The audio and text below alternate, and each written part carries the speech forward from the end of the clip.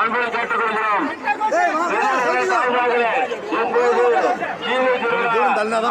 நடைபெற்றிருப்பதால் இந்த விழாவை கண்டுபிடித்து அம்மன் அறிவிப்பெருமாறு அன்புடன் கேட்டுக்கொள்கிறோம். தங்களை வழிவெட்டி நிற்குமாறு செல்போனில் பலவெடுப்பவர்கள் கீழே இறக்கவும்.